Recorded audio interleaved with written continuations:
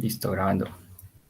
Bueno, entonces, buenos días, chicos, chicas, pues necesito que hoy sí, o necesitamos hoy definir varias cosas.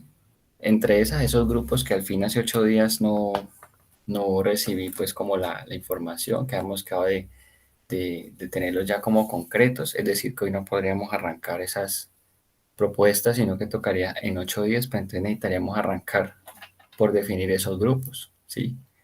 Pero pues con 3 personas es muy difícil hablar de definir grupo, entonces me va a tocar a mí con el listado arbitrariamente colocarle a cada uno un tema y que esa persona resuelva, no sé, porque pues si me quedo esperando otra jornada más, posiblemente esos grupos no estén o no sepamos qué va a trabajar cada uno. Sí, estamos hablando de que nos quedan alrededor de 4 o 5 sesiones y no son menos. Entonces lo ideal sería como poder esta última parte, este tercer corte, poderlo dedicar pues como a eso, ¿sí?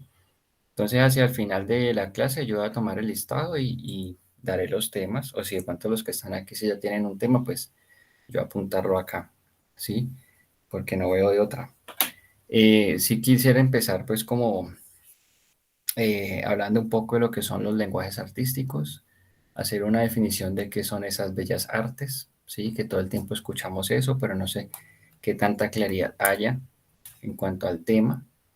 Y de dónde surge también esto. Eso tiene que ver también mucho con el tema de la definición de lo bello y lo bueno que tenían en Grecia, ¿cierto?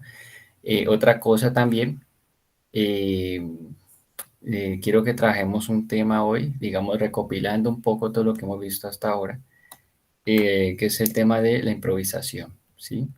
La improvisación entendida también como bueno, es una capacidad, pues, digamos que en música, como lenguaje sí se utiliza mucho, pero también digamos que puede ser incluso una metodología de desarrollarse, ¿sí?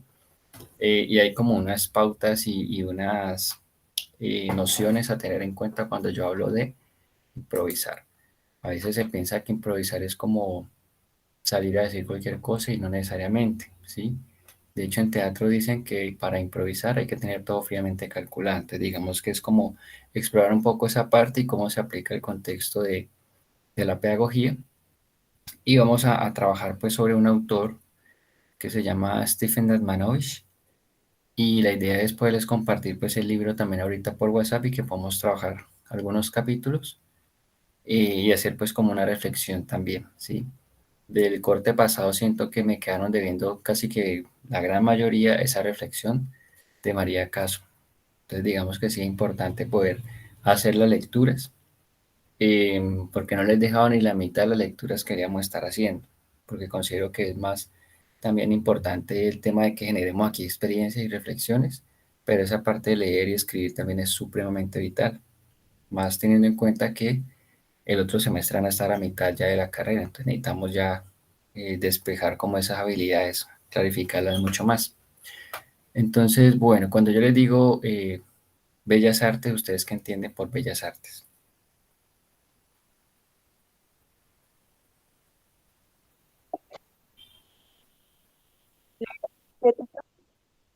Hola, La parte que pues, se lo- casi no te escucho, se entrecorta.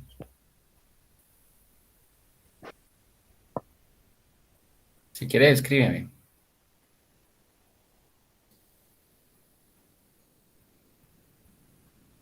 Vemos que yo le hice de su apreciación. Por acá, de día tengo un problema con mi PC, en unos minutos ingreso. Ok. Bueno, mientras Yeleisa nos responde, dice la belleza estética en el arte. Ok, listo. Entonces aquí ya vamos a empezar a definir diferentes cosas, ¿cierto? Eh, Belleza, estética, cómo se cocina eso. Es importante como tener claros los conceptos. Entonces, cuando yo hablo de estética, estoy hablando que estética tiene que ver, mm, son como varios aspectos a tener en cuenta y creo que lo hablamos en algún momento cuando estudiamos el documento del ministerio, ¿sí? Cuando yo hablo de estética, estoy hablando de que hay un gusto, de que hay un placer, de que hay una apreciación y de que hay una experiencia que todos mis sentidos están como presentes para poder experimentar algo, ¿sí? Una, exper- una experiencia estética es algo que atraviesa como todo mi sentir. Por eso el arte y la estética van muy asociados. Ahorita pues el término estética se analoga mucho con lo que tiene que ver con belleza, ¿no? Centros de estética, spa y estética, o sea, pero digamos que en su fundamento estética es eso, es como, eso en Grecia le decían aesthesis, creo que es, y es precisamente eso, como ese sentir, ¿sí? Entonces, cuando yo estoy frente a diferentes expresiones, frente a diferentes lenguajes artísticos, necesariamente mis sentidos entran en juego, sea que esté viendo una obra de teatro, sea que esté viendo una pintura, sea que esté viendo una escultura, sea que esté leyendo. Digamos que ahí entran en juego varios elementos y todos mis sentidos entran en función. Una experiencia estética puede ser algo tan sencillo como, por ejemplo, saborear una fruta que me guste mucho, ¿sí? Sentir el sabor del café por la mañana. Si hago todo eso de manera consciente, pueden ser experiencias estéticas. Sentir la lluvia, ¿sí? Hay una sensación que tiene un nombre, pero no recuerdo el nombre ahora, que a mí me encanta, que es cuando uno se eriza escuchando música. No sé si le ha pasado, que llega el momento de la canción en que ya es como la cumbre, pues y siente uno que todo el cuerpo reacciona a esa sensación, a esa experiencia. Eso son experiencias estéticas, ¿sí? Meter la mano en un costal lleno de alpiste, ¿sí? O de lentejas. Entonces son experiencias que atraviesan mi cuerpo y que me permiten interactuar con el mundo. Básicamente la vida entera es una experiencia estética, ¿sí? Entonces por eso va muy ligado al arte, esta palabra estética. Y digamos que en todos los lenguajes artísticos pues se generan también experiencias donde mis gustos se van a ver, donde mis sentidos, perdón, se van a ver permeados, se van a ver estimulados, ¿sí? De hecho, yo creo que uno de los sentidos que menos se ha estimulado a nivel artístico, yo diría que es el olfato. Entonces sería interesante en algún momento como pensarse cómo estimular ese sentido a través de diferentes obras. No sé si en algún momento pudiéramos pensar hacer pinturas con olores o no sé, paisajes olorosos, no sé. Pensarse como esa posibilidad, porque digamos que con la música pues tenemos sentido del audio, con todas las demás el sentido de la vista es como el que más tiene como esa capacidad, ¿no? De percibir casi que todo, y el tacto también, obviamente.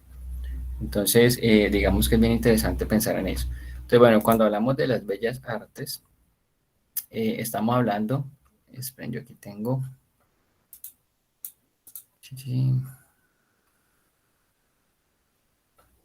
ay, ¿qué se me hizo? Acá. Bueno, cuando estamos hablando de las bellas artes, estamos hablando de un conjunto de expresiones humanas, ¿sí?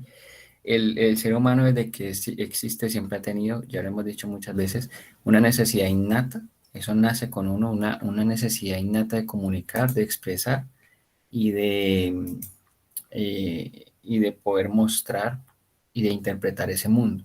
Entonces, digamos que con el tiempo esas formas de expresión se han ido categorizando como en disciplinas, ¿sí? Entonces, las bellas artes en su concepción más original, digamos que se caracterizan por diferentes aspectos. Entonces, una de ellas es que están destinadas solamente, estrictamente a la contemplación. ¿Qué es contemplar? Bueno, el acto de poderme, digamos, como entregar a una pieza, poder estar allí como en un estado muy de observación, muy de introspección también, de todo eso que me está generando el contemplar algo, el mirar algo, el observar algo detalladamente.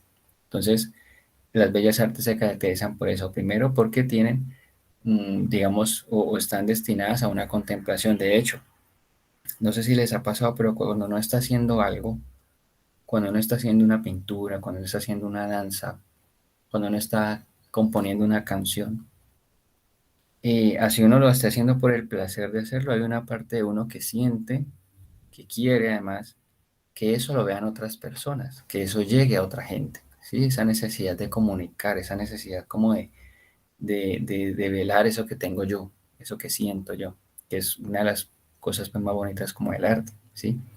Las bellas artes, otra característica es que no tienen ningún uso práctico.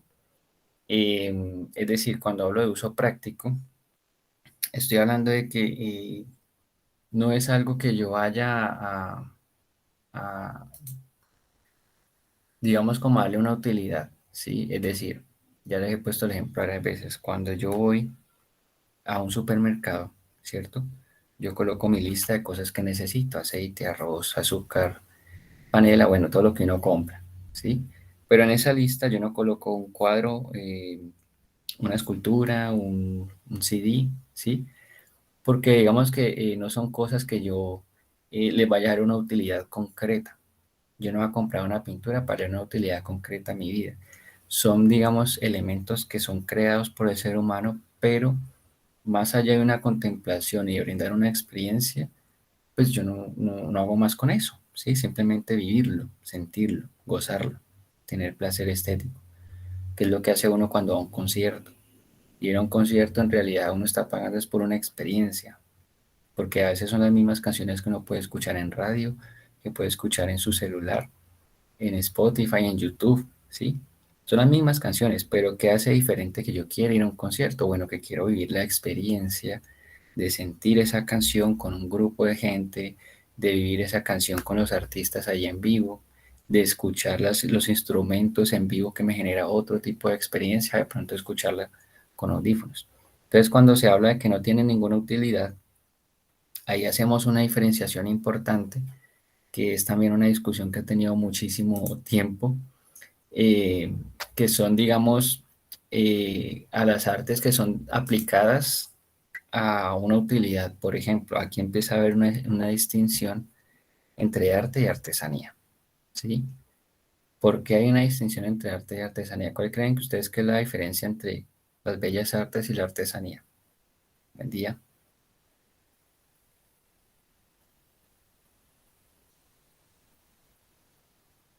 ¿Cuál creen que es esa diferencia entre arte y artesanía? Uy, están dormidos.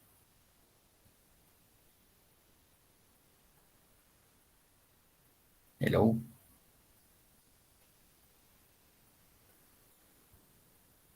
No, esta gente está dormida. Bueno, entonces digamos que hay una distinción ahí importante. Lo que les decía ahora, el arte tiene la forma palpable, exacto. Yo le hice ahí le di en el punto. La artesanía ya es un objeto como tal, ¿sí? Esto es un elemento, por lo menos este reloj tiene cuero y esto es bisutería, ¿sí? Eso ya tiene una utilidad que es de pronto ornamentar mi cuerpo, decorar, ¿sí? Brindar la posibilidad de expresar algo. El reloj pues tiene la función de ver la hora, puede estar muy bonito, puede ser muy sencillo, puede tener diferentes, digamos, como posibilidades en sus materiales y todo, pero hay una función, la función del reloj pues mostrarme la hora, por muy bonito, por muy feo que sea, tiene esa función, una pulsera, pues la función de servirme como accesorio, de pronto como complemento de mi ropa o de pronto para yo querer mostrar algo, ¿sí? A partir de estos elementos. Hay una utilidad, hay artesanías que digamos sirven también, no sé, hemos visto cuadernitos, hemos visto, bueno, en artesanía hacemos que muchísimas cosas, estas imágenes religiosas también. Ahí digamos que sí hay una utilidad, ¿cierto? A veces una utilidad también de culto. Por ejemplo, los rosarios, en el caso de la Iglesia Católica, ¿cierto? Eso tiene una función muy ritual, ¿sí? Entonces ahí vemos una diferenciación, porque por lo menos no es lo mismo comprarse una pulsera a comprar una entrada a ver una obra de teatro. Después de que yo vea la obra de teatro, me va a quedar como una experiencia, como un recuerdo, pero ahí va a quedar. Si yo compro una pulsera, como decía Yulisa, es algo palpable, es algo que va a estar conmigo, es algo que me va a acompañar hasta que dure.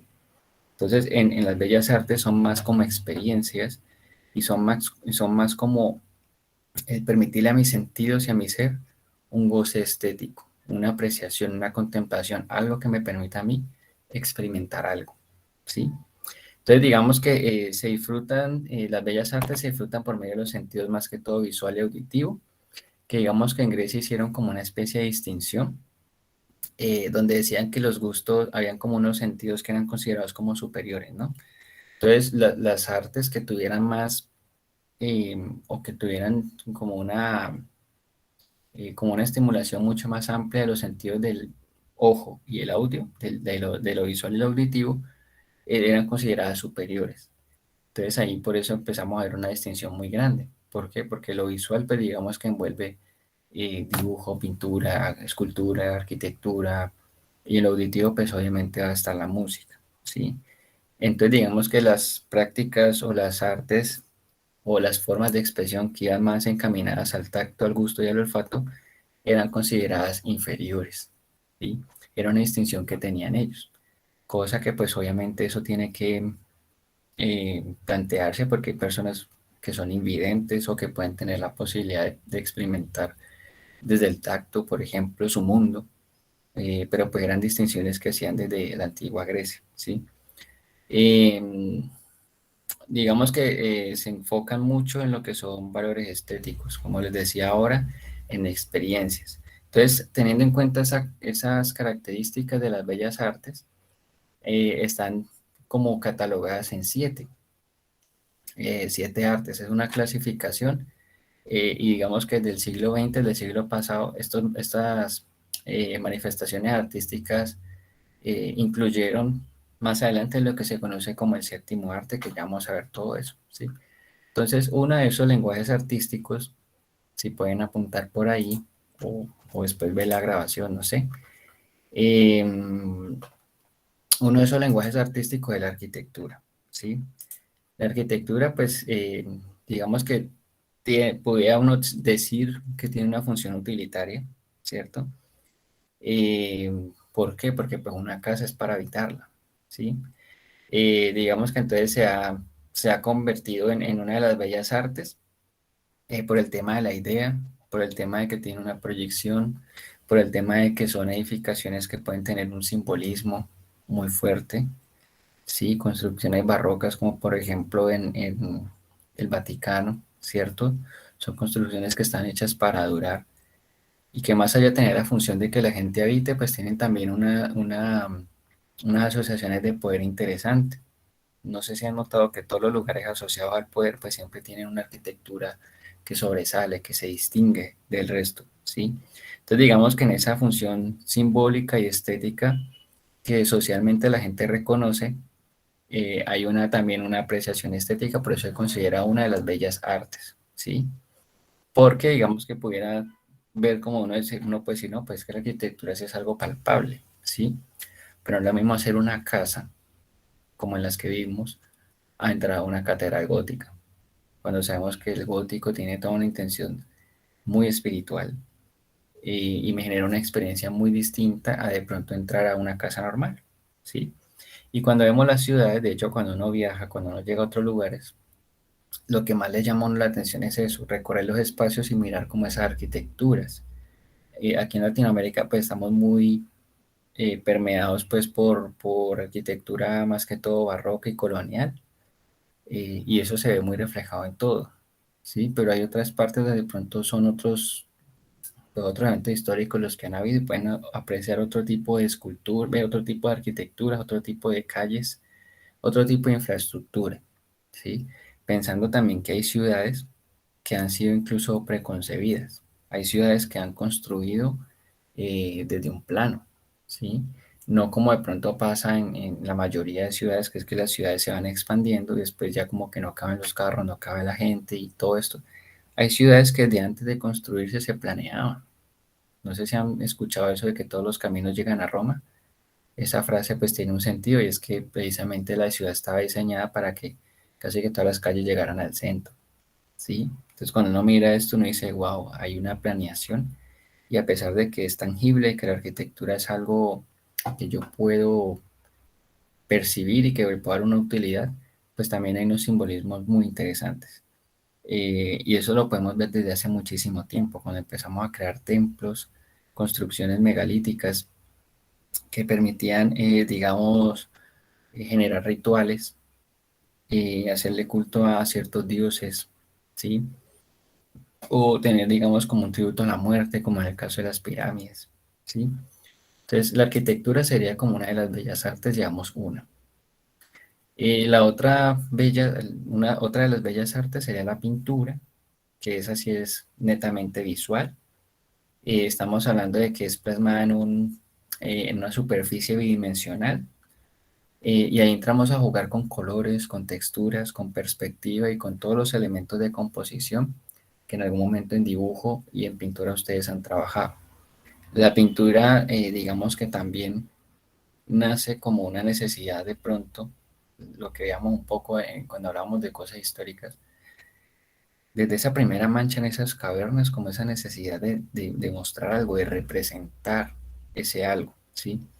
A mí la pintura en especial me gusta mucho porque cuando uno mira una pintura, cuando uno la analiza, ver toda esa cantidad de detalle, de textura, de volumen, de brillos, de sombras, que se genera desde manchas de un pigmento cualquiera, ¿sí? Llámese acuarela, óleo, acrílico, bueno, lo que sea. Es impresionante cómo conjugar manchas de distintas formas permite crear una visión muy realista de algo, ¿sí? Entonces la pintura maneja muchísimas temáticas, todas las temáticas y todos los campos de la vida humana se pueden ver representadas en la pintura. Yo puedo ver pinturas de mitología griega, puedo ver pintura de, no sé, de eventos de lo cotidiano, puedo ver pintura de objetos, ¿sí? Y es como esas dos dimensiones me permiten a mí, cuando hablo de dos dimensiones, hablo de por lo menos acá atrás hay una pintura, ¿cierto? Un ensayo que estaba haciendo allí como un rostro, ¿sí?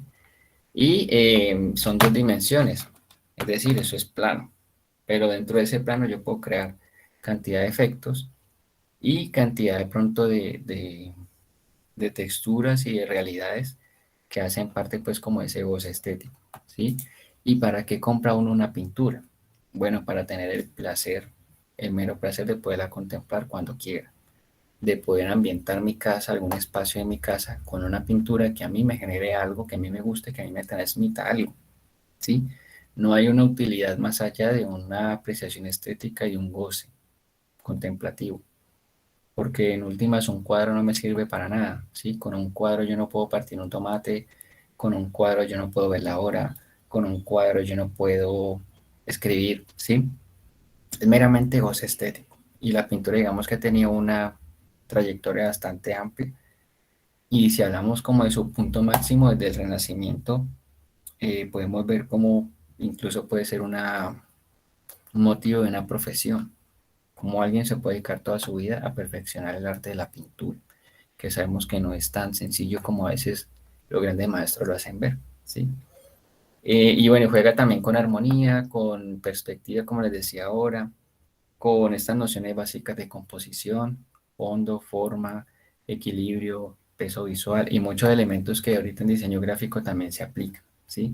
Entonces ya llevamos dos bellas artes, la arquitectura y la pintura.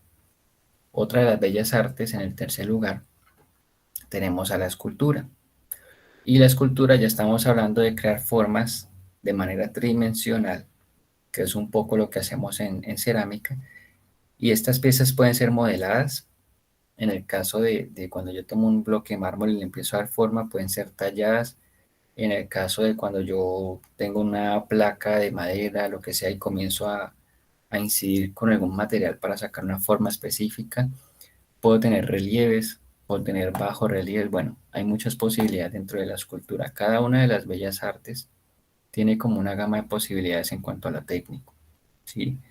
La pintura pues la puedo expresar en cualquier técnica que se me ocurra. La escultura casi que hay mucha cantidad de materiales con los que yo puedo trabajar modelado, crear figuras tridimensionales. Y digamos que es una experiencia un poco distinta a la pintura, porque esa yo ya la puedo recorrer, yo la puedo bordear, la puedo ver desde diferentes puntos de vista. Si hay un pliegue, yo puedo tocar ese pliegue, mientras que en lo bidimensional yo puedo ver incluso una tela muy bien pintada, pero es simplemente dos dimensiones, está ahí sobre el plano. ¿Sí? Me genera mis sensaciones de tridimensionalidad, pero está sobre el plano. La escultura ya se sale un poco de ahí.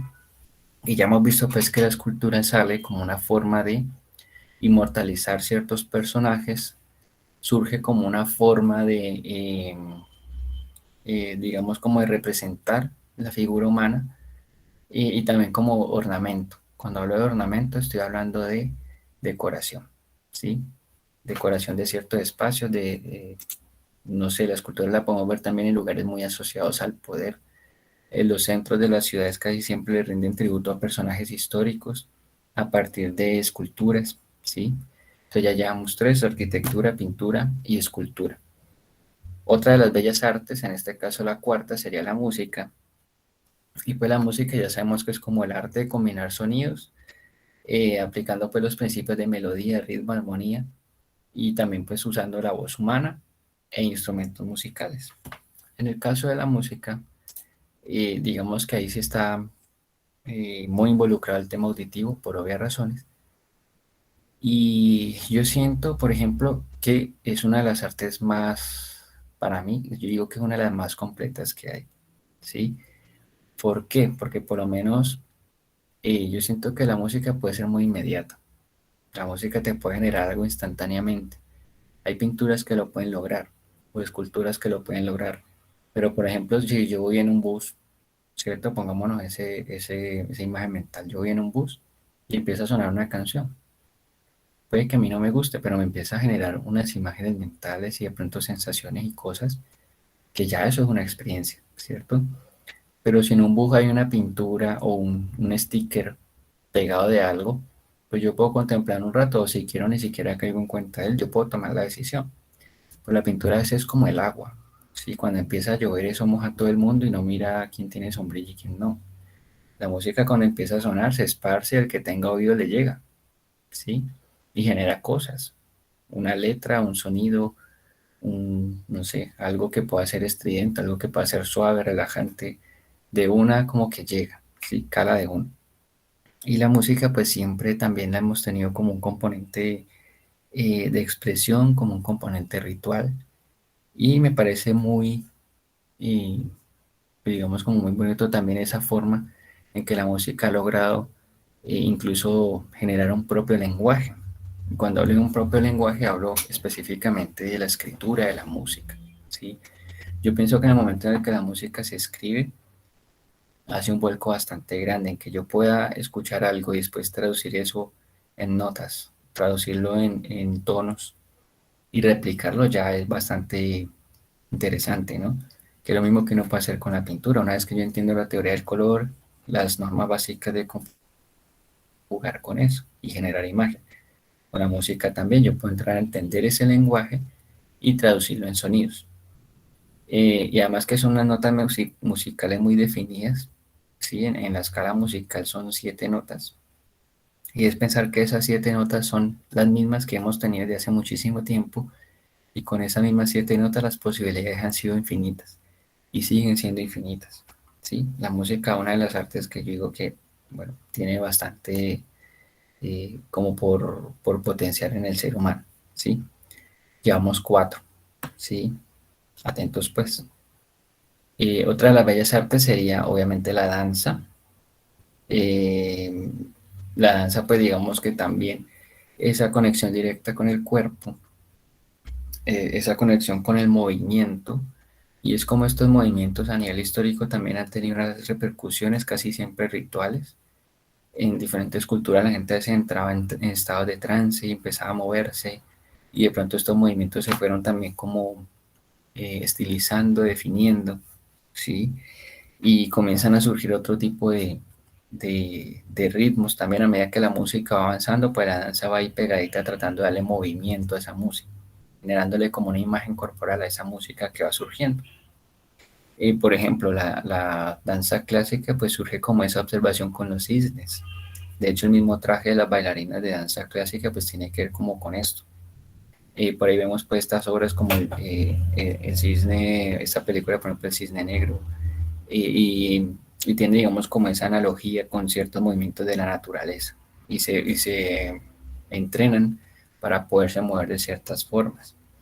Y hay muchos ritmos, también muchísimos ritmos a nivel mundial, y cada uno de estos ritmos se puede traducir en movimiento con el cuerpo. Entonces la danza es una experiencia corporal, una experiencia que es muy dinámica, porque a diferencia de las otras artes, pues digamos que son más contemplativas desde lo visual, desde lo auditivo, desde lo táctil, pero la danza ya implica movimiento, implica que mi cuerpo esté en función, la danza del flamenco, exacto, ya está en función de, de la experiencia directa, ¿sí? Yo no puedo ir a una clase de danza y quedarme sentado en la clase de danza. Es imposible. Si yo voy a una clase de danza, sí o sí tengo que moverme y tengo que ver cómo mi cuerpo empieza a interpretar esto.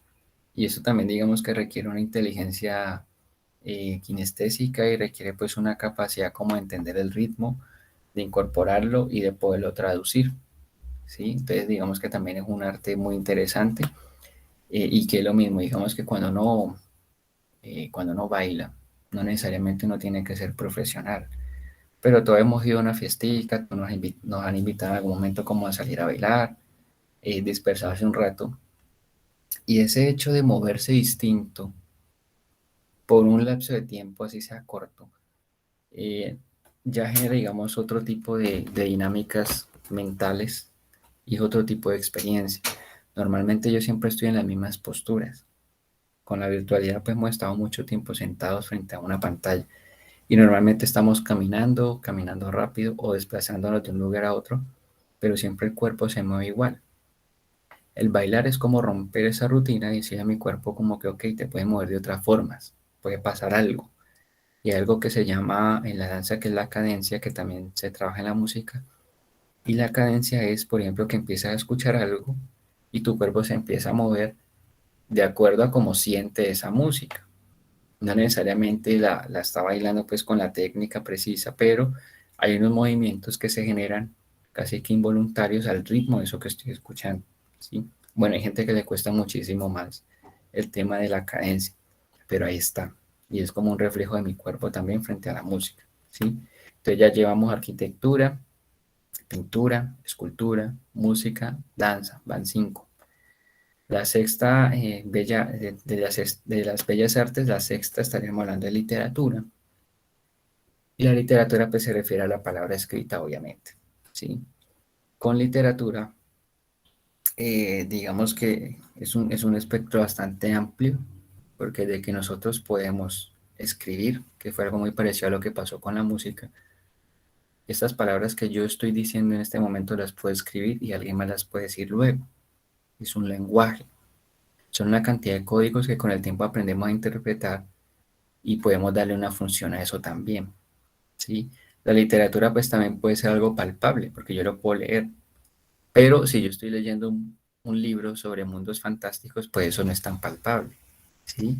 Y mi mente va a crear imágenes de eso que yo estoy leyendo. Eso escrito me va a arrojar a mí imágenes. Y eso escrito de alguna manera también tiene repercusiones sobre mis emociones, me puede brindar una experiencia. Perderse en un libro es una cosa pues muy bella, pues como poder encarretarse con un libro, no sé qué les ha pasado. Uno puede sentir que se lee, no sé, 5 horas seguidas y uno no la siente porque está uno metido como en diferentes historias. Puede uno sentir que está incluso desempeñando diferentes roles. O si no es una historia, si es un libro pues de información, pues exactamente uno puede sentir esa fascinación que dice Yureza por ver algo nuevo, ¿sí? Y la lectura en realidad es como permitirse experimentar muchísimos mundos. Hubo un tiempo en que yo leí muchísimo y de verdad yo me la pasaba encerrado, pero leer era como, wow, era como poder sentir de que la mente podía hacer otras cosas y de que podía conocer otras culturas, de que podía entender otras situaciones sin salir. Era como estar ahí leyendo y mi mundo se ampliaba a medida que iba conociendo más autores y más cosas. Entonces la lectura es bastante importante por eso también, porque digamos que puede sobrevivir al tiempo. Las bellas artes también tienen esa capacidad de sobrevivir muchísimo tiempo, ¿sí? Y ahorita que hablamos de la diferencia entre arte y artesanía, bueno, una artesanía también puede durar muchísimo, pero de acuerdo al contexto también puede cambiar su utilidad. Mientras que las bellas artes, por ejemplo, un libro, cuando pensamos en un libro que fue escrito en Grecia, por ejemplo, un libro aristotélico que fue escrito en esa época, que hoy en día se pueda leer y reinterpretar, es como que, wow, ¿sí? La palabra escrita tiene un poder muy grande y lo sabemos, ¿sí?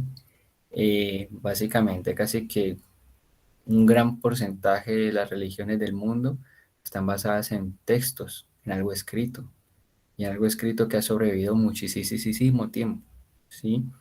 Entonces tiene un poder muy grande la palabra escrita. De hecho, es tan potente que cuando nosotros firmamos algo, eso tiene un valor simbólico, porque eso en realidad no genera poder. Pero el escribir mi firma, por ejemplo, en un documento legal, ya es como aceptar algo. Y socialmente sabemos de que eso tiene una simbología muy poderosa, ¿sí? Una firma puede hacer la diferencia. O un documento, cuando yo voy a hacer por ejemplo, cuando yo voy a hablar con alguien y hay un acuerdo verbal que digamos que adquiere un valor o un compromiso muchísimo más grande cuando ya es un compromiso por escrito, ¿sí? Que socialmente sabemos que lo escrito es como que o se cumple o se cumple. La misma constitución, las leyes, todo digamos que está puesto sobre papel, muy bien definido y muy bien, digamos, puesto o de manera muy certera para que precisamente eso se lleve a cabalidad. Entonces la palabra escrita es muy potente en muchos ámbitos, no solamente en lo artístico y estético. Y bueno, y también es esto, como que depende también del contexto. La lectura pues puede ser un hábito de vida o no. Sí, lastimosamente en Colombia el promedio de lectura es como de 3 libros al año, creo que estamos. Y eso es muy poquito. Sí, la gente en realidad no tiene como ese hábito de lectura, ni siquiera en los colegios. Y ahorita con el tema de la virtualidad, pues más complejo ha sido el tema pues de esta experiencia maravillosa de tomar un libro, sentarse, no sé, debajo de un árbol o tomarse un café mientras se lee un buen libro, el mismo olor de las páginas, o sea, es algo que se ha ido aprendiendo bastante y que es vital, pues el tema de la experiencia lectora, porque eso también te permite adquirir otras capacidades, por lo menos capacidades argumentativas, la misma ortografía se le mejora a uno muchísimo de tanto leer, porque va uno adquiriendo como esa habilidad, ¿cierto? Entonces digamos que es bastante interesante. Y el séptimo arte, digamos que del siglo pasado, ustedes saben cuál es el séptimo arte, ¿no? ¿Cuál es el séptimo arte? Eso lo hemos escuchado mucho.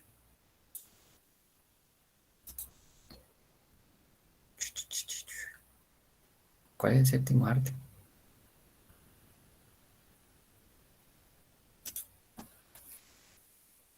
Chicos, chicas, si están despiertos.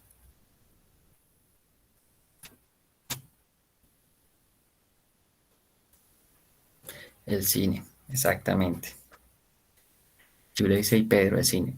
Bueno, el cine hasta el siglo pasado, hasta el siglo XX, las bellas artes eran categorizadas como seis, ¿cierto?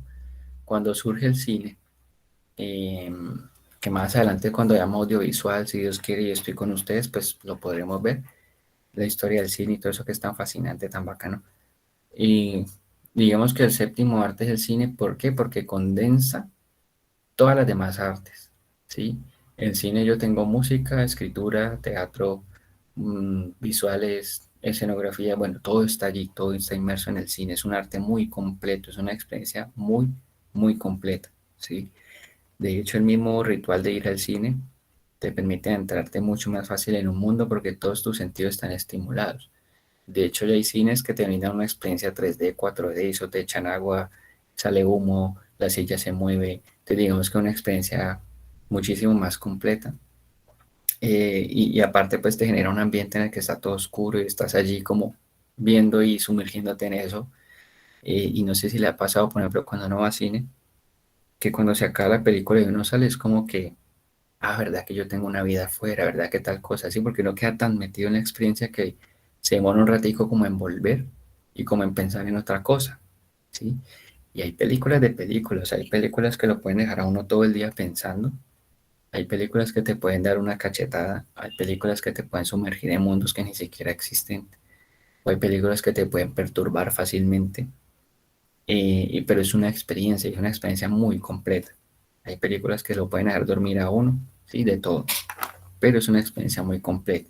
Entonces, ahí estaríamos hablando de las 7 bellas artes que tenemos como categorizadas hasta ahora. Y hay un apunte muy importante ahí, y es que no sé si notaron que yo no mencioné teatro, ¿sí? El teatro no tiene una categoría independiente, porque el teatro se considera que está inmerso en la misma literatura.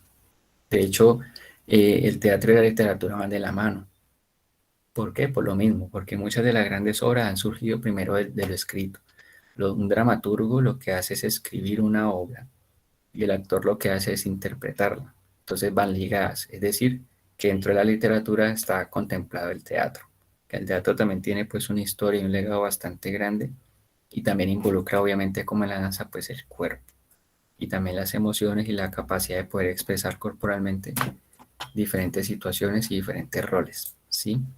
Entonces, digamos que esa es como la categorización que tenemos de las bellas artes. Ahorita pues digamos que tenemos, ahorita podemos hablar de octavo arte, noveno arte, tenemos muchísimas otras expresiones, porque ahorita ya podemos hablar, pues por lo menos en términos de lo digital, ahorita tenemos el cómic, ahorita tenemos cantidad de expresiones, ¿sí? Pero digamos que en esencia las bellas artes se categorizan como en las que acabamos de ver, ¿sí? Dime, Floriberto, ¿qué pasó? Es mi internet. ¿Se te cayó? No sé, pues creo que sí, porque no he visto interferencia aquí en lo mío. Bueno, ¿y por qué todo este carretazo de las bellas artes? Bueno, pues porque el ejercicio que vamos a hacer, que tenemos que definir hoy sí o sí, pues tiene que ver con esto, con estos lenguajes artísticos. ¿Sí? ¿Cuál es el lenguaje que cada uno va a escoger? ¿Cuáles son esas posibilidades? Y si estoy hablando de experiencia estética, si estoy hablando de contemplativo, si estoy hablando de sentir, pues ¿qué puedo hacer yo para generar ese tipo de cosas en los demás, en un contexto virtual? ¿Sí? Entonces ahí les dejo pues como la definición de estos lenguajes y cómo, digamos, cada uno tiene su potencialidad y su forma de expresión. ¿Sí? Y bueno, como les dije al principio, quiero que hablemos de un tema que en algún momento hemos hablado, que va muy ligado también al tema de la espontaneidad, ¿sí? Que tiene que ver con la improvisación. Y la improvisación viéndola como, digamos, una capacidad también que se puede desarrollar, que se puede pulir y que, digamos, uno puede manifestar en diferentes contextos. Entonces quiero empezar con un videito, quiero que lo veamos, es un video musical, pero quiero que lo veamos para entender un poco la idea. Al principio no sé si me entiendan, pero quiero que lo miremos muy bien, además que es delicioso ver este tipo de cosas. Esperen, aquí yo le comparto este.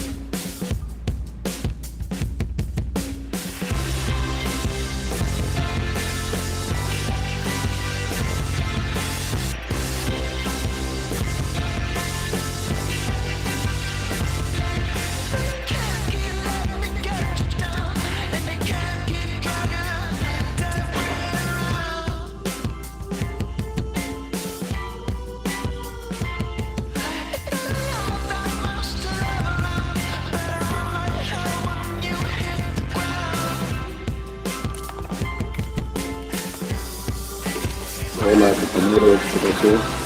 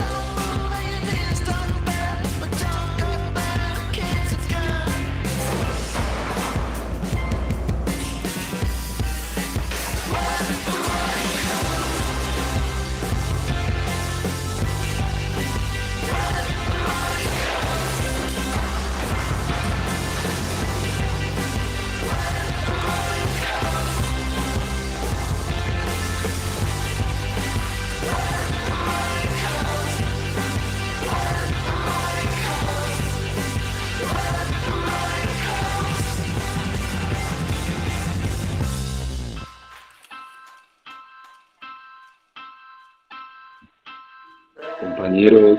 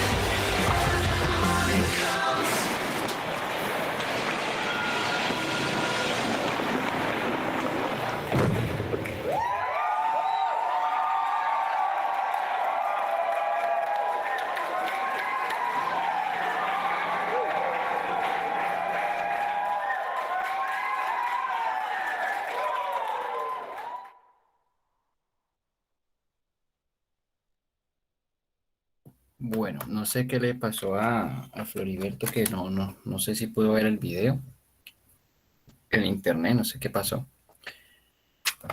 Bueno, ¿por qué les muestro este video? Bueno, es una locura, ¿no?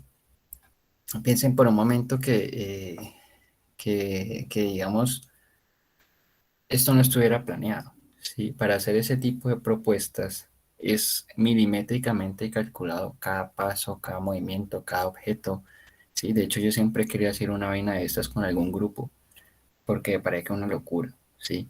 Sincronizar inclusive en la melodía, eso es una toma continua, es decir, ahí no hay cortes, ni hay edición. Es una cosa que va de largo y eso o funciona, ¿sí? Y para que llegue a ese nivel de precisión, pues eso lo han ensayado muchísimo. Entonces, digamos que es interesante, lo traigo aquí, es porque en el improvisar, como dicen en el teatro, hay que tener todo muy calculado. Improvisar se trata de generar va muy ligado a la espontaneidad, pero también, digamos, hay un propósito, ¿sí? El propósito aquí, pues, era estar sincronizados con la canción, pero en un contexto pedagógico, el propósito es, digamos, generar ideas o generar cosas que surjan así espontáneamente que yo pueda dinamizar. La improvisación debe ser como un agente dinamizador, ¿sí?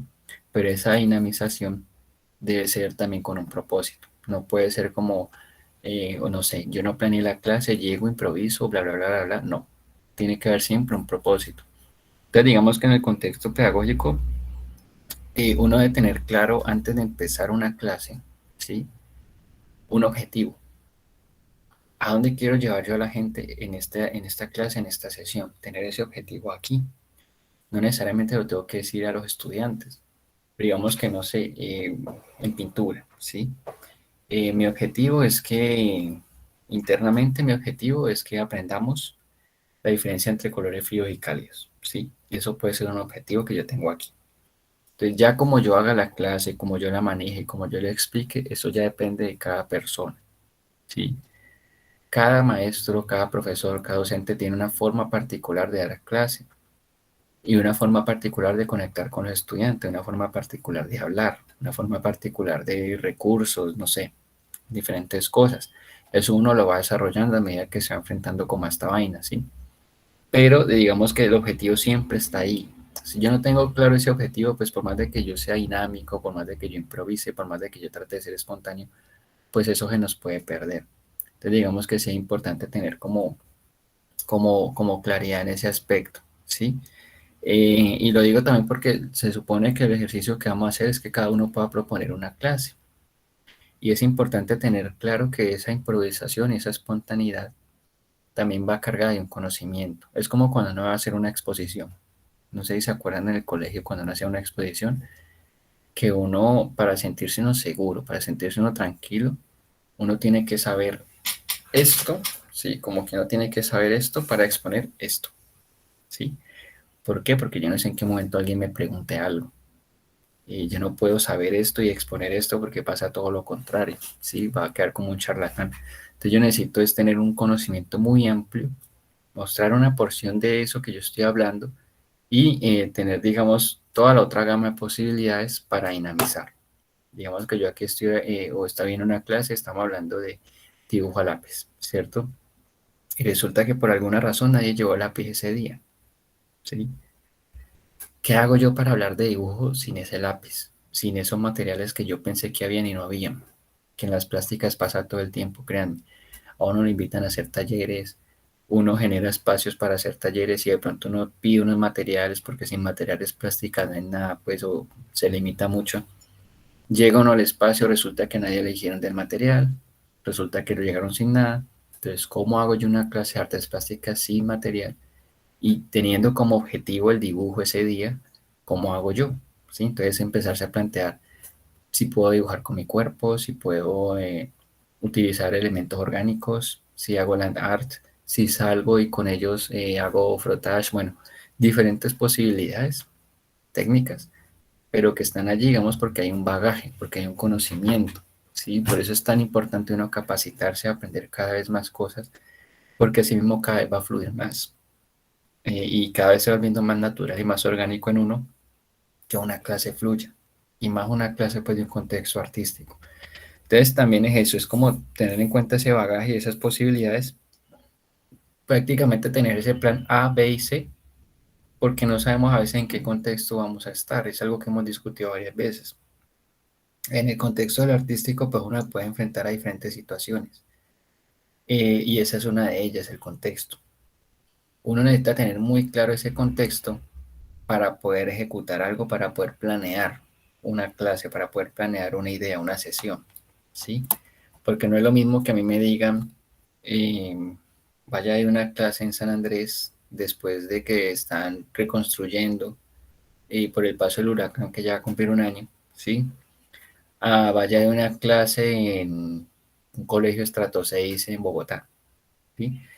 Son contextos muy diferentes, ¿sí? En un contexto yo tengo que tener claro que hay una situación previa, que hay un contexto geográfico, ¿sí?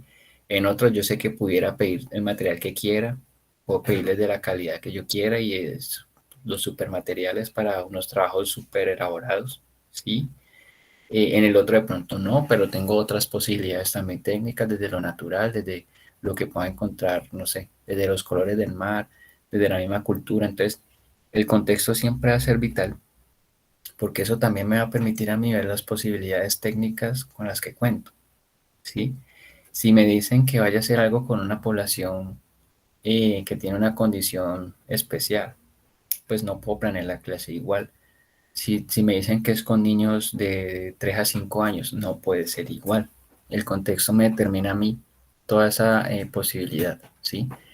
El lenguaje corporal, verbal, con niños es muy distinto. Yo a un niño no puedo sentarme a hablar todo lo que les he hablado a ustedes, ¿sí? Que ustedes de pronto ahí, sábado en la mañana, de pronto algunos de ustedes están como medio despertando, medio arrunchados, pero por allá algo les quedará con todo lo que he dicho ahora. Pero con niños nunca en la vida, ¿sí? Ellos necesitan moverse, ellos necesitan sentir, necesitan ver, brincar, agarrar, preguntar, jugar, ¿sí? Entonces yo no puedo pretender que mi lenguaje verbal y corporal sea igual con ellos que con ustedes. Cambia totalmente, ¿sí? Hasta los tonos de la voz se modifican. Entonces lo digo porque en este ejercicio que quiero que hagamos, que de la próxima clase ya debemos empezar, es que ustedes tengan claro el contexto en el que estamos, que somos personas de universidad, ¿cierto? Que ya tenemos experiencias previas con lo artístico, porque aquí cada uno de ustedes se asume, o yo supongo, que tienen una inclinación por un lenguaje artístico y por eso están aquí, porque quieren especializarlo y porque quieren aprender muchísimo más de lo artístico para más adelante poderse dedicar a esto del arte, ¿sí? Entonces digamos que ustedes ya tienen unas experiencias previas relacionadas con lo artístico, es decir, que aquí no estamos en ceros. Ustedes ya han convivido alrededor de 2 años y medio, digamos que ya tienen una cierta cohesión grupal, ya conocen como ciertas personalidades, ya saben más o menos cómo se configura el grupo. Entonces, eso ya son, digamos, mucha información a tener en cuenta, ¿sí? Y sabemos que estamos en un contexto virtual en este momento. Entonces, teniendo en cuenta eso, ¿cuáles son esas posibilidades técnicas? ¿Cuáles son esos recursos que yo puedo utilizar para que este mismo grupo pueda experimentar una clase de un lenguaje artístico que cada uno de ustedes va a proponer? ¿Sí? ¿Cómo van a hacerme conectar de pronto a mí con una clase de dibujo y de pintura? ¿O cómo van a hacer conectar a todos los demás estudiantes con una clase de música si hay alguien que nunca le ha gustado la música?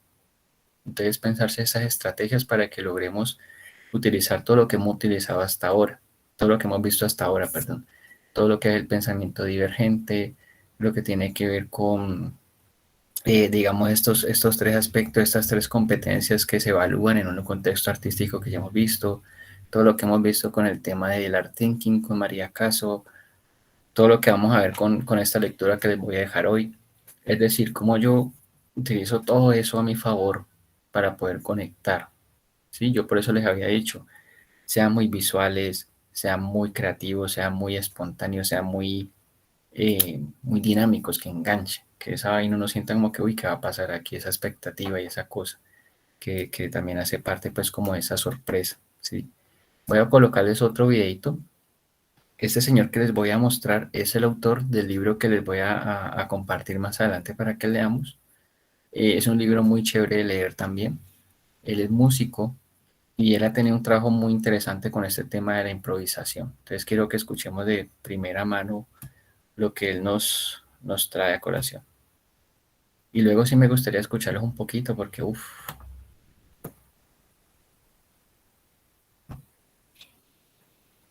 a ver acá. Improv is what you do.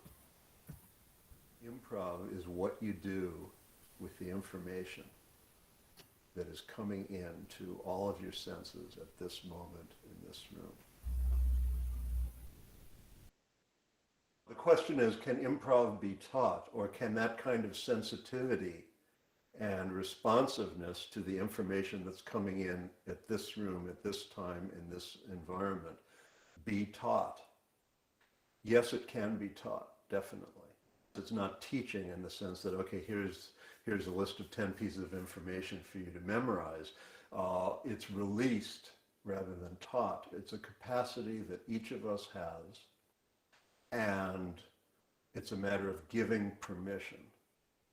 It's a matter of holding the space so that a group of people can realize the ability that they already have to release information that they already have and to interact with each other in ways that are really interesting and of that moment.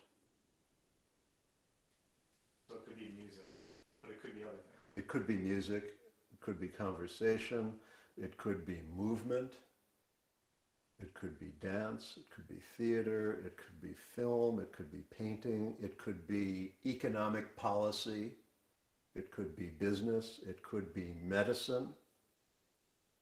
Okay, when I was writing Free Play, I was visiting for a few days. I had a dear friend who is dead now, Michael Stuhlbarg, who is a pulmonologist in San Francisco.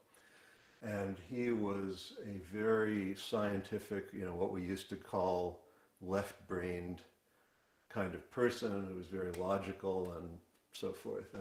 And so I asked him, what does improvisation and creativity mean to you in your field? And without hesitation, he said, it means relating to the patient who is right in front of you, not relating to a textbook case or a generalization or a diagnosis, but relating to the person who's right there. Okay, so presence. Improvisation means presence.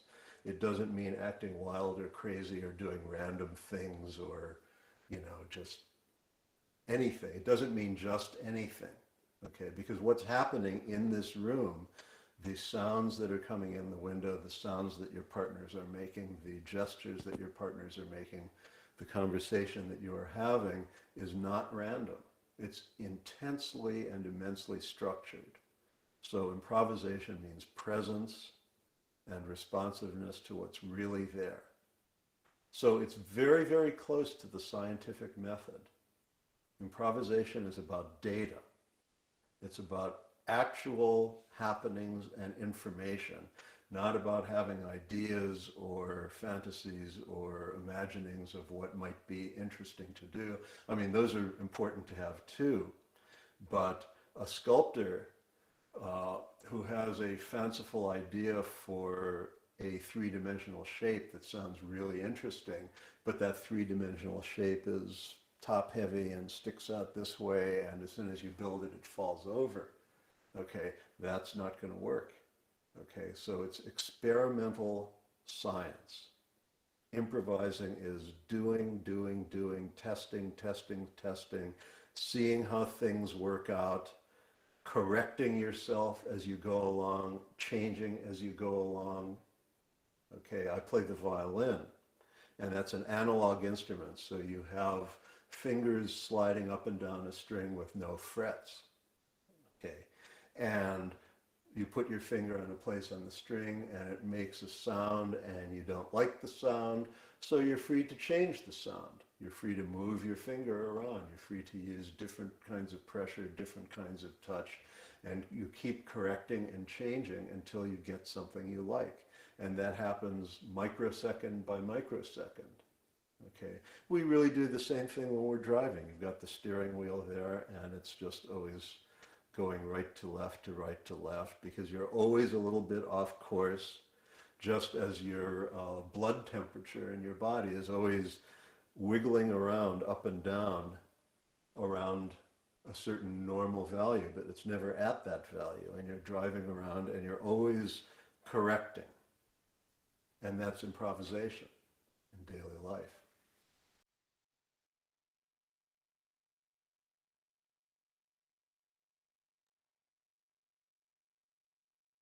Bueno, ahora sí. Bueno, ese autor a mí me parece fascinante. Ahorita les comparto pues el libro y les digo qué capítulos me gustaría que trabajáramos. Y para que nos sensibilicemos también frente a estas cuestiones. No sé, por ejemplo, la actividad de ayer que propusieron las profe Alejandra y María Victoria tenía mucho que ver también con eso. Miren que ellos tenían algo planeado y funcionó tan bien y surgió como tan espontáneo todo lo que salió de los estudiantes, que la actividad ni siquiera se realizó completa, sino que llegó hasta una parte, pero logró cumplir como con varios objetivos, que era generar esa tertulia dialógica a partir de una imagen, ¿sí?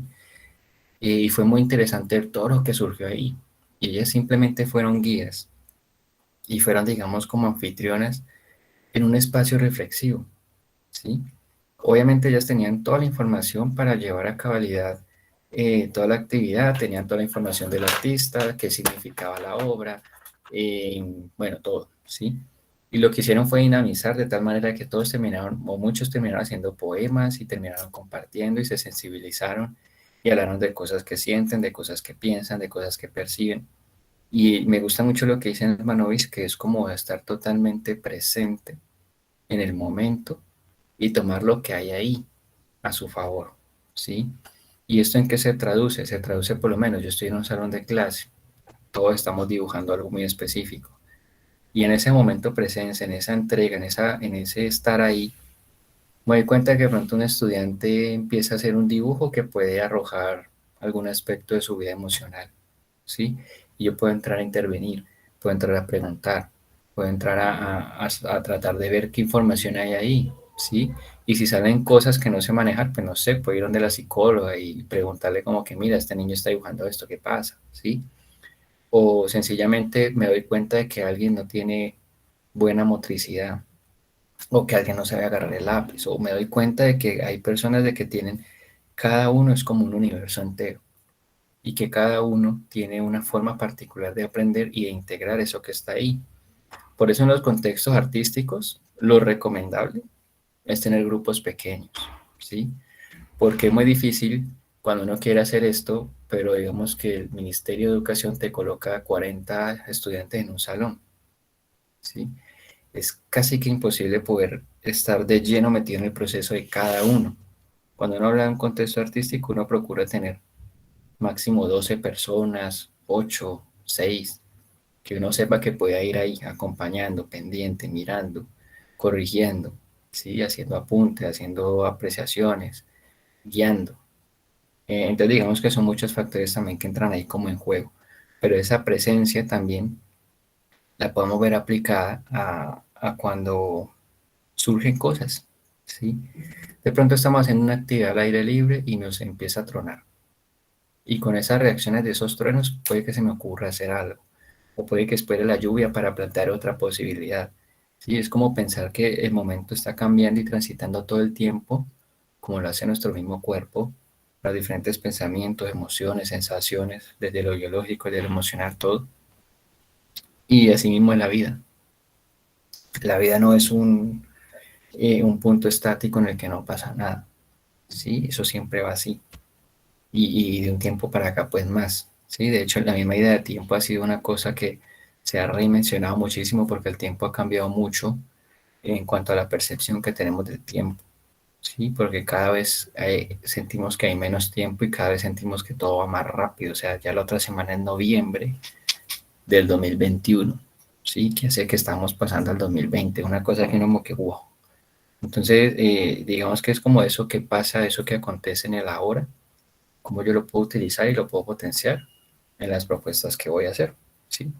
No sé si alguien quiera decir algo de lo que hemos trabajado hasta ahora, han estado muy callados, hay muy poquitos. ¿Quién me dice sí? ¿Quién me dice no? ¿Qué piensan? ¿Qué opinan? ¿No opinan?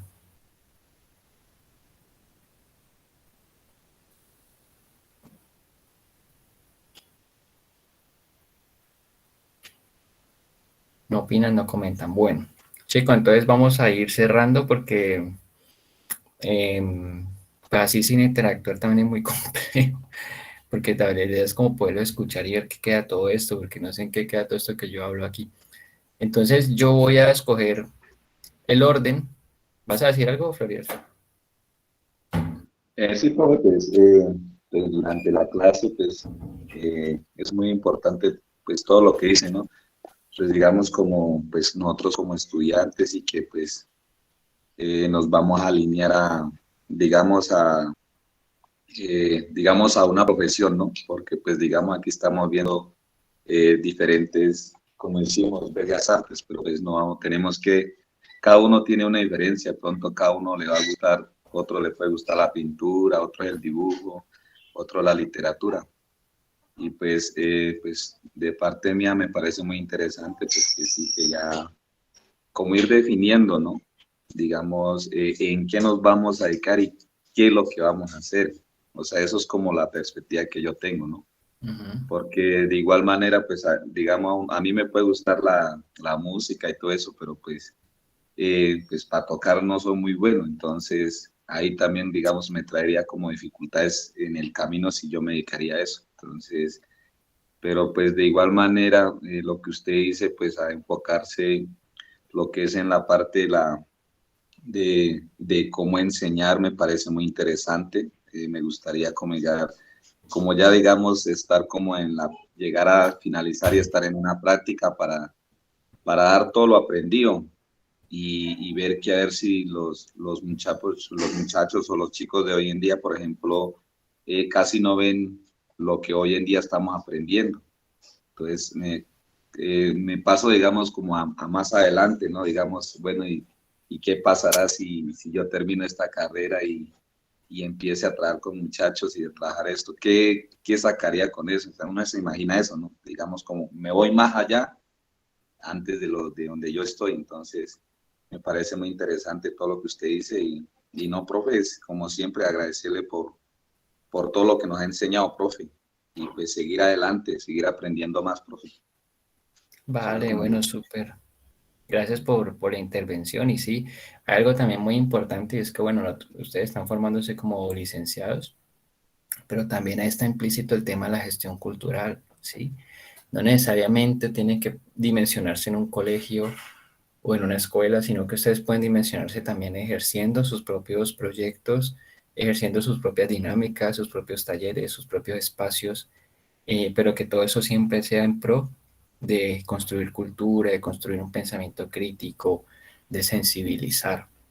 Necesitamos sensibilizarnos porque a veces llegamos a un punto a nivel social como de tanta apatía y de tanta alienación, que eso no va a traer repercusiones como buenas, ¿sí? Esa cultura del colombiano que es como primero yo, segundo yo y los demás suerte, eso hasta ahora no nos ha traído para nada. La gente que nos dirige piensa así, ¿sí? Como yo saco mi tajada y los demás que se jodan, ¿sí? O yo hago esto y no me importa lo que pase. Ese es como uno de los, yo digo que ese es como el cáncer de aquí, ¿sí? Y es como comenzar también a ver que desde el arte, de esas semillitas que yo me encuentro por todas partes, que son posibles estudiantes, participantes, sea niño, adulto, lo que sea, que cada que pasen en un encuentro conmigo, con ustedes, puedan sentir que algo hace clic, algo por allá se remueve, algo queda como medio sonando, como haciendo ruido, ¿sí? Y que algo se dinamice, algo pasa. Entonces yo siento que se trata es como eso porque el arte tiene esa posibilidad. Entonces digamos que es como muy interesante eso, que no solamente se dimensionen en un contexto escolar, dimensionense en muchísimas otras cosas, porque el arte es como el agua, lo que decíamos ahora, eso mete por cualquier parte, eso no hay quien lo detenga. Entonces es un arma muy potente, sí, en el buen sentido de la palabra. Puede llegar a repercutir en muchas vidas para que lo tengan así como súper presente. Y le dice, cosas como estas se pueden manejar en laboratorios de arte con los niños más pequeños. Ajá. Y digamos que es eso también, es como lo que hablamos ahora, de acuerdo al contexto, pues todas estas herramientas yo las voy modificando, modelando, como cuando hacemos con arcilla, y le voy dando una estructura y una forma que sea la que a mí me interese, digamos, cómo manifestar, ¿sí? Entonces, bueno, chicos, chicas, lo que vamos a hacer es lo siguiente para no darle más largas y para no complicar más esto. Yo voy a tomar un listado, ¿sí? De cuarto semestre. Yo lo que voy a hacer es escribir los nombres en el orden en que saldrían, en que darían esa clase. Piensen en una clase de media hora, 40 minutos, para que en una clase puedan, para que una sesión puedan al menos una, dos, tres personas hacer la actividad, ¿cierto? Si de pronto, dentro de los nombres que yo pongo ahí, hay personas que van a trabajar juntas, me lo hacen saber para que esté también organizado el nombre. Yo no les voy a dar el lenguaje artístico, yo simplemente voy a poner los nombres en el orden en que irían saliendo, para que lo tengan presente. Quiere decir que la próxima clase, máximo a las 7:15, por más tardar a las 7:20, estaría esa primera persona dándonos a nosotros una clase sobre el tema del lenguaje artístico que haya escogido, ¿sí? O música, o teatro, o danza, o artes plásticas, que son los cuatro que nosotros manejamos. Entendiendo que danza, pues, abarca muchísimos ritmos, cosas, dinámicas corporales, que el teatro, pues, también tiene una gran variedad de posibilidades, desde las marionetas, desde los títeres, desde, bueno, todo. Que las artes plásticas, pues, ni se diga, porque ahí abarca escultura, pintura, dibujo, fotografía, bueno, de todo, ¿sí? Y la música, pues, ¿cómo puedo yo generar sonidos con el cuerpo? Si va a colocar un video, si va a colocar música, si lo va a poner a, no sé. Piensen como todas esas posibilidades, definan ese lenguaje y lo que ustedes van a ver en el WhatsApp es ese orden en el que van a ir saliendo. Hay personas que me dicen que tienen un inconveniente con la cámara, que de pronto les cuesta un poco más el tema de pronto de hacer algo más visual. Pues entonces me plantean la posibilidad de poder hacer un video y buscar una forma como de interacción. Entonces, si va a ser un video que va a ser todo pregrabado, pues tiene que ser muy bien pensado, tiene que ser muy atractivo visualmente para que todos nos podamos guiar por ese video como un muy buen video tutorial, ¿sí? Uno a veces encarreta con videos tutoriales porque están tan bien hechos que uno siente como que esto es una clase. Entonces, pensarse como esas posibilidades. Lo virtual nos permite también muchas herramientas, hay muchas aplicaciones. Y sí es importante que por ahí, por el mismo grupo, por lo menos los nombres que yo ponga, en el orden que ponga, si hay alguien que necesita algo específico, tiene que solicitarlo y solicitarlo con tiempo.